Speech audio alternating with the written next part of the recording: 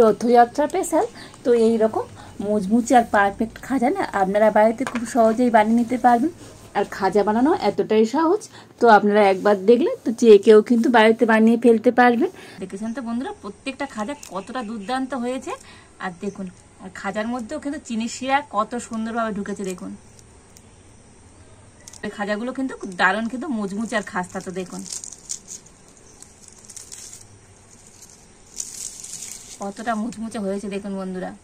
নমস্কার বন্ধুরা, রূপার রন্ধনশালায় আপনাদের সকলকে অনেক অনেক স্বাগত জানিয়ে চলে এসেছি প্রতিদিনের মতো আবার একটা দারুণ রেসিপি নিয়ে। তো বন্ধুরা, রথযাত্রা উপলক্ষে আমি আজকে বাড়িতে একদম স্পেশাল একটা খাজা রেসিপি শেয়ার করব। তো বন্ধুরা, এই খাজা তো বাড়িতে বানানো যে এতটাই সহজ, তো আপনারা না দেখলে বিশ্বাসই করতে পারবেন না। তো বন্ধুরা, আজকে আমি বাড়িতে তো একেবারে সহজ পদ্ধতিতে খাজা বানিয়ে দেখাবো।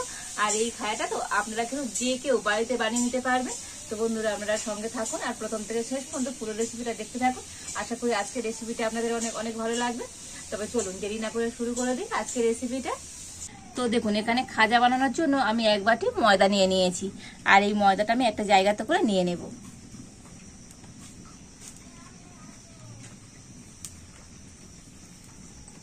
তো ময়দার মধ্যে পরিমাণ মতো লবণ দিয়ে দিচ্ছি আর দিয়ে দেব সাদা তেল। তো দেখুন, এখানে আমি হাফ বাটির মতো সাদা তেল নিয়ে নিয়েছি, তো দিয়ে দিচ্ছি। তো বন্ধুরা, আপনারা এখানে তেলের পরিবর্তে ঘি দিয়েও কিন্তু ময়দাটা ময়াম করে নিতে পারেন।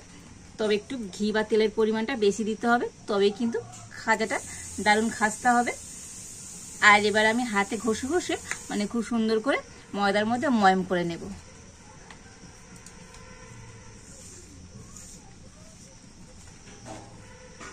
তো দেখুন, ময়দাটা কিন্তু খুব সুন্দর করে আমি ময়াম করে নিয়েছি। আর ময়ামটা কিন্তু ঠিক এই রকমই হতে হবে। তো দেখুন, হাতে মুঠো করলে কিন্তু মুঠো হয়ে যাচ্ছে আর ভাঙছে না। হাত দিয়ে ভাঙলেই তবে কিন্তু এইভাবে ভাঙছে। ঠিক এইভাবে করে কিন্তু ময়ামটা করে নিয়েছি। আর এবার আমি অল্প অল্প করে জল দিয়ে আর ময়দাটা মেখে নেব।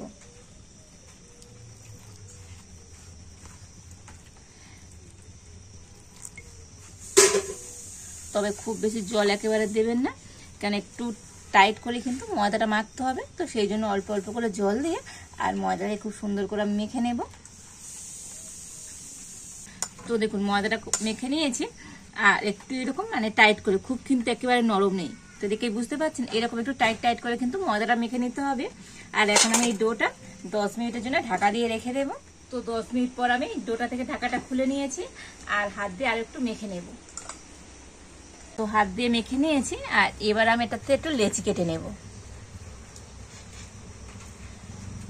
তো দেখুন, একটু ছোট ছোট সাইজের লেচি কেটে নিচ্ছি। আর রুটি পরোটা করতে যেমন লেচি কাটি, তার থেকে কিন্তু একটু ছোট সাইজের লেচি আমি কেটে নিচ্ছি। তো দেখুন, এই সব কটা লেচি আমি কেটে নিয়েছি। তো সব কটা লেচি আমি হাতে গোল করে নিয়েছি। আর এবার এক একটা লেচি নিয়ে আমি বেলে নেব। আর উপর দিয়ে আমি একটু কর্নফ্লাওয়ার দিয়ে দিচ্ছি। তো বন্ধুরা, কর্নফ্লাওয়ার দিয়ে কিন্তু এটাকে বেলে নিতে হবে, মানে তবেই খাজাটা খুব সুন্দর হবে। আর এই বেলাটা না মানে পাতলা হবে। তো এটাকে অনেকটাই পাতলা করে কিন্তু বেলতে হবে।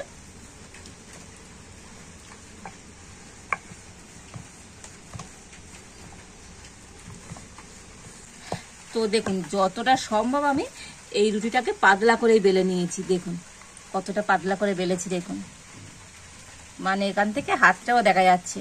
তো এইভাবে করে পাতলা করে কিন্তু বেলে নিতে হবে। আর এখন এই রুটিটা আমি একটা জায়গাতে করে রেখে দেব, মানে একটা প্লেটের মধ্যে আমি রেখে দিচ্ছি।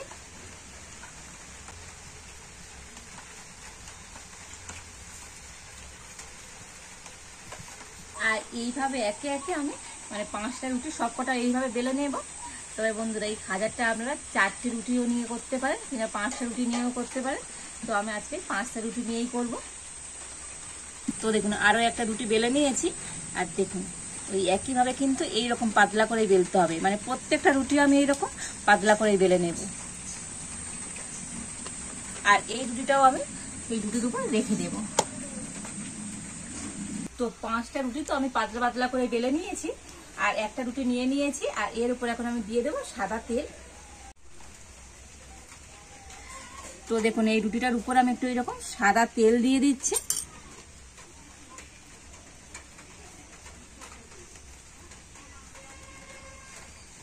আর সাদা তেলের উপর দিয়ে দেব কর্নফ্লাওয়ার। তো বন্ধুরা আপনারা কর্নফ্লাওয়ার পরিবর্তে এখানে ময়দা দিতে পারেন, তবে কর্নফ্লাওয়ার দিয়ে এইভাবে খাজাটা বানালে তো খাজাটা কিন্তু খুব সুন্দর হবে। তো দেখুন কর্নফ্লাওয়ারটা কিন্তু খুব সুন্দর করে দিয়ে দিয়েছি। আর আবারও আমি একটা রুটি এর উপরে দিয়ে দেব।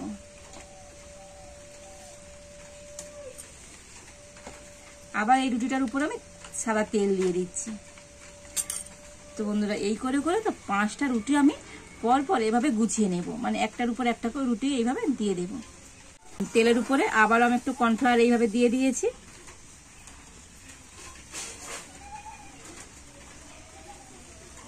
তো উপর দিয়ে আর একটা রুটি আমি এইভাবে দিয়ে দিচ্ছি। তো 4টে রুটি দিয়ে দিয়েছি, আর উপর থেকে আরো একটা রুটি দিয়ে দিলাম। তো এই মোট 5টা রুটি আমি এইভাবে পর পর করে সাজিয়ে নিয়েছি।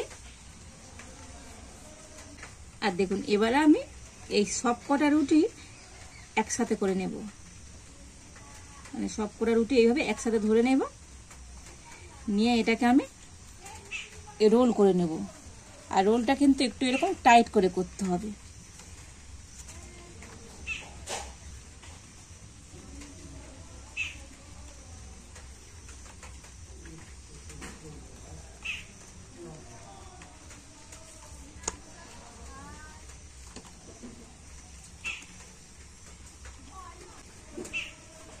আর এই ধারে একটু আমি জল দিয়ে দেব। তো ধারটায় তো অবশ্যই কিন্তু জল দিয়ে একটু মুড়ে নেবেন, তা না হলে ধারটা খুলে যাবে।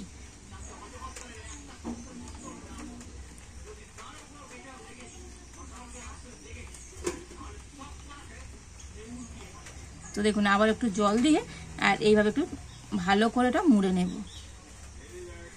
আর এইভাবে যদি না ভালো করে মুড়ে নেন তো খাজা যখন ভাজবেন তো খাজাগুলো কিন্তু একেবারে ছেড়ে যাবে। ওই জন্য একটু জল দিয়ে এটাকে খুব ভালো করে মুড়ে নিতে হবে।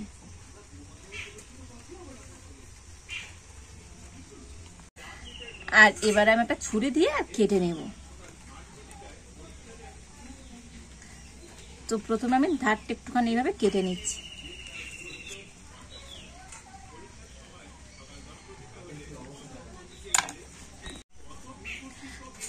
আর এবারে এটাকে আমি এরকম মানে সরু সরু করে কেটে নেব।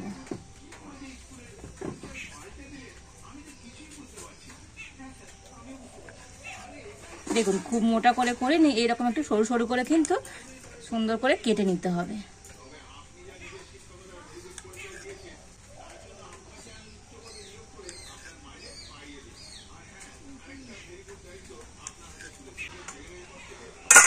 তো দেখুন এইভাবে কেটে নিয়েছি। আর কত ভাঁজ হয়েছে দেখুন বন্ধুরা, দেখে বুঝতে পারছেন। আর এবার আমি হাত দিয়ে এটাকে এইভাবে চেপে দেব।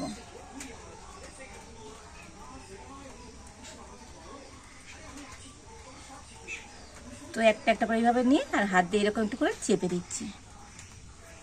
সবগুলোকে হাত দিয়ে একটুখানি এরকম আমি চেপে চেপে দিয়েছি। আর এবার আমি এটাকে একটু হালকা করে বেলে নেব।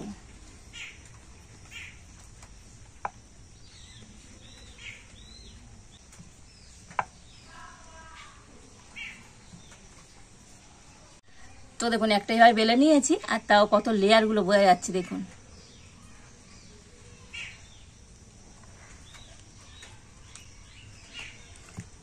আর এইভাবে করে সবগুলোকে আমি একটু এরকম করে বেলে নেব, মানে খুব চাপ দিয়ে বেলার দরকার নেই, একটু হালকা হাতে এরকম বেলে নিতে হবে।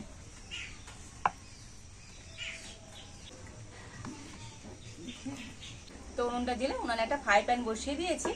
আর প্রথমে আমি এই খাজার জন্য একটা চিনির শিরা তৈরি করে নেবো। তার জন্য এখানে আমি 1 বাটি চিনি নিয়ে নিয়েছি, আর চিনিটা এখন ফ্রাই প্যানে দিয়ে দিচ্ছি। আর এই বাটির মাপ করে আমি দিয়ে দেবো 1/2 বাটি জল। আর একটু ফ্লেভারের জন্য 2টো এলাচ আমি ফাটিয়ে দিয়ে দিচ্ছি। আর এবার আমি এইভাবে কন্টিনিউ নাড়াচাড়া করে তো এটা খুব সুন্দর চিটচিটে শিরা তৈরি করে নেব। তবে আজকে খাওয়ার জন্য না একটা শিরা তৈরি করতে হবে। তো আমি চিনির শিরাটা বেশ কিছুক্ষণ ফুটিয়ে নিয়েছি। আর দেখুন চিনি শিরা না ঠিক এইরকমই হবে, তো আপনারা হাত দিয়ে একটু দেখে নেবেন। দেখুন একটা এরকম তার তার হচ্ছে সরু সরু, দেখুন ঠিক এইভাবে করে কিন্তু দেখুন এইভাবে করে চিনি শিরাটা তৈরি করে নিতে হবে। আর তবে এবারে আমি চিনি শিরার মধ্যে একটু পাতিলেবুর রস দিয়ে দিচ্ছি। এতে করে তো চিনি শিরাটা ঠান্ডা হলে কিন্তু আর জমে যাবে না। তো অল্প একটু পাতিলেবুর রস দিয়ে দিলাম। তো আজকের আমার খাজার জন্য চিনি শিরাটা কিন্তু একেবারে রেডি হয়ে গিয়েছে। আর এবার আমি নামিয়ে নেব।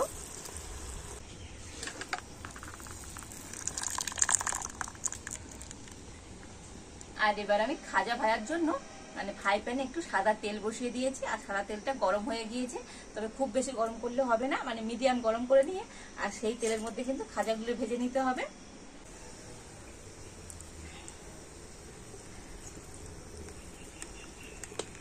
তো দেখুন, দেখেই বুঝতে পারছেন তেলটা কিন্তু খুব বেশি গরম হয়নি। আর এরকম অল্প অল্প করে দিয়ে খাজাগুলো কিন্তু ভেজে নেব।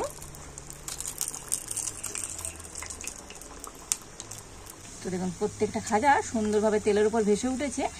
আর তেলের উপর ভেসে উঠলেই পর এইরকম করে দিতে হবে। একটা কাঠি আর একটা ছুরি নিয়ে তো একটু দেখুন এইরকম করে করে ভাঁজগুলো আমি খুলে দিচ্ছি।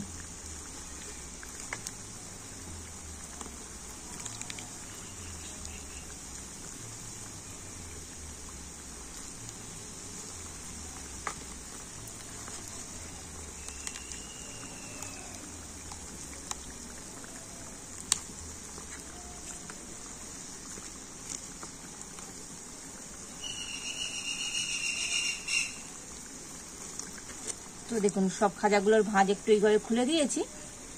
আর এবার আমি হালকা জাল দিয়ে তো উল্টে পাল্টে খুব সুন্দর লাল লাল করে ভেজে নেব। তো দেখুন সমস্ত খাজাগুলো খুব সুন্দর করে ভেজে নিয়েছি। আর কত সুন্দর হচ্ছে দেখুন বন্ধুরা। আর ভাঁজগুলো কত সুন্দর বয়ে আছে দেখেই বুঝতে পারছেন। তো বন্ধুরা প্রত্যেকটা খাজা কিন্তু দুর্দান্ত হয়েছে দেখুন। বেশি কিন্তু আমি আর ভাজবো না। আর এবার আমি এই খাজাগুলোকে তেল থেকে ভালো করে তেল ঝরিয়ে তুলে নেব।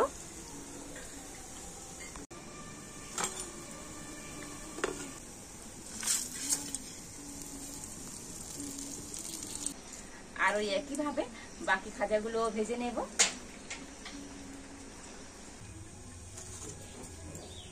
তো দেখুন এই সমস্ত খাজাগুলো আমি ভেজে নিয়েছি।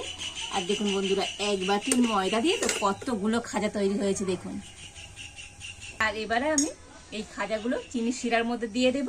তবে খাজাগুলো একটু ঠান্ডা করে নিয়েছি আর চিনি শিরাটাও ঠান্ডা হয়ে গিয়েছি।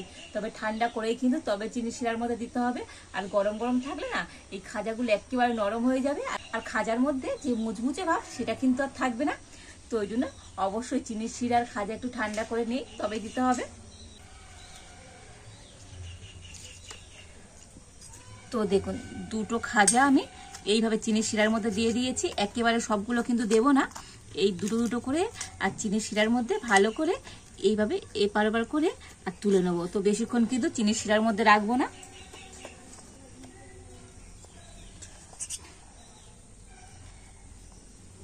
তো এরকম একটা ঝাঁঝরির মধ্যে নিয়ে নেব, মানে চিনি শিরা থেকে খাজাটা তুলে নিয়ে আর এরকম ঝাঁঝরির মধ্যে নিয়ে নিচ্ছি। এতে করে এক্সট্রা যে চিনি শিরা আছে এটাও কিন্তু খুব ভালো মতো ঝরে যাবে। তো দেখুন আবার আমি দুটো এরকম খাজা দিয়ে দিয়েছি। আর এই খাজাগুলো এরকম চিনি শিরার মধ্যে নিয়ে নেব। আর দেখুন আগের খাজা দুটো আমি এরকম একটা প্লেটের মধ্যে করে নিয়ে নিচ্ছি।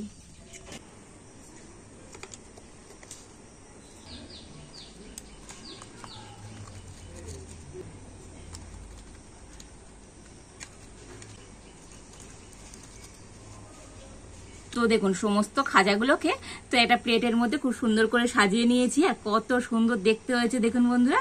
তো অসম্ভব সুন্দর লাগছে। আর শুধু দেখতে নয় এই খাজাগুলো না খেতে বন্ধুরা মানে অসম্ভব সুন্দর হয়। যেমন হয়েছে মুচমুচে আর তেমনও কিন্তু খুব ক্রিস্পি, দারুণ হয়েছে কিন্তু আজকের এই খাজাগুলো। তো দেখেই বুঝতে পারছেন এমনি কতটা সুন্দর দেখতে হয়েছে। দেখুন কত লেয়ার হয়েছে আর কতগুলো ভাঁজ ভাঁজ হয়েছে দেখুন। দেখেছেন তো বন্ধুরা প্রত্যেকটা খাজা কতটা দুর্দান্ত হয়েছে।